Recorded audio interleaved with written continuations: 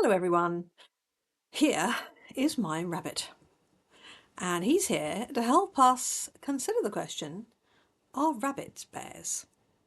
So far in the bear dimension we have been considering what kind of bear you've got at home, how to communicate with that bear,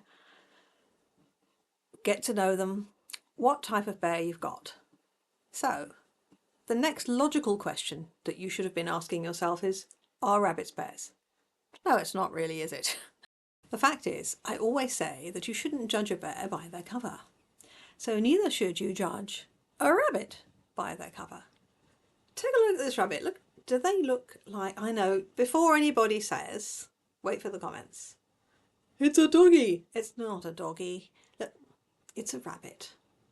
Look at the length of those ears. Yes. But you said he was a bear. Okay, let's rewind a little bit.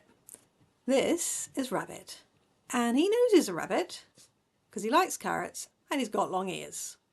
But the fact of the matter is that this rabbit is a rabbit who is a bear.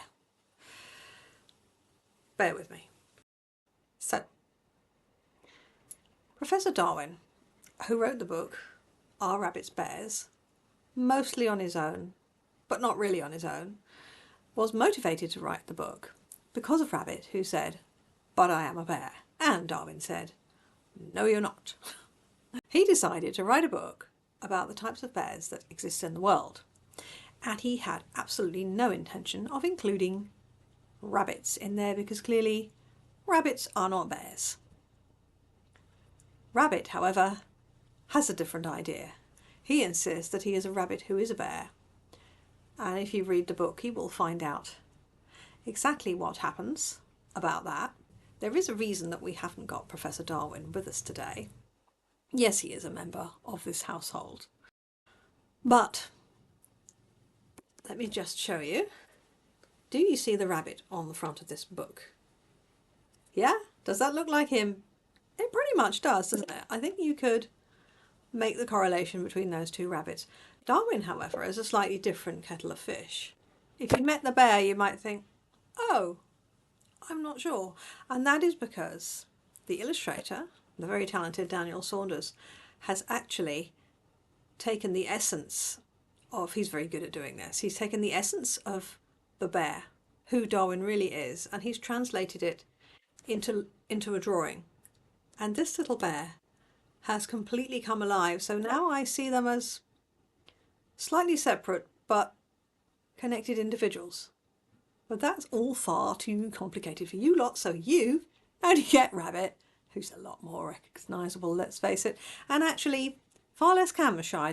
Professor Darwin is a little bit reserved. So we're here to answer the question. Are we here to answer the question? We're here to pose the question, are rabbits bears? Because it might be something you want to think about. You might have a rabbit at home who's got a lot of bear friends, who's spent a lot of time with bears, like this rabbit. And let's go particularly to why Rabbit feels like he's a bear, or why the bear dimension should even consider this.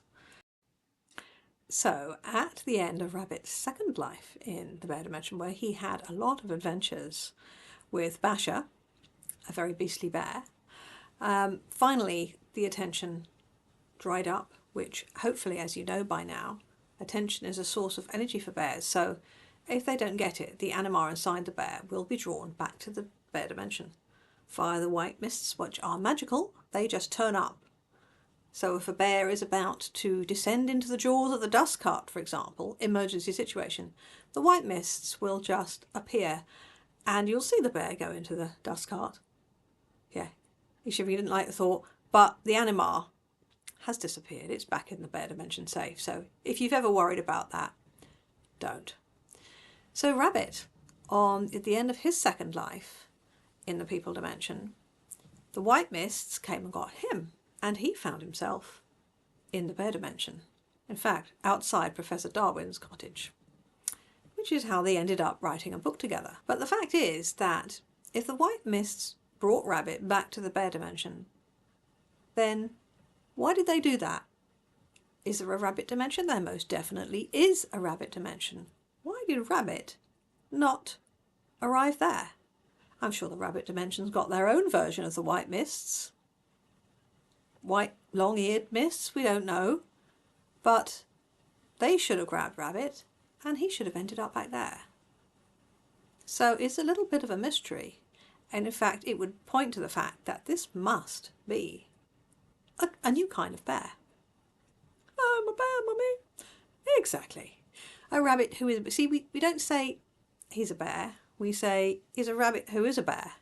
Because he's not saying that he isn't a rabbit. He quite enjoys having the long ears. He eats his body weight in carrots, really, in a regular week. That and pink wafer biscuits. So therefore, he must be a rabbit, except that he is a rabbit who is a bear. So if you've ever felt that you are not one thing, but potentially two things or several things, then perhaps you will identify with rabbit. But the Bear Dimension were also quite interested in rabbit, because they're always interested in discovering new types of bears, because new types of bears do arise. Part of the reason that Darwin wanted to write an encyclopedia of the different types of bears was to prove that rabbits are not a type of bear. But that's not quite how it works out.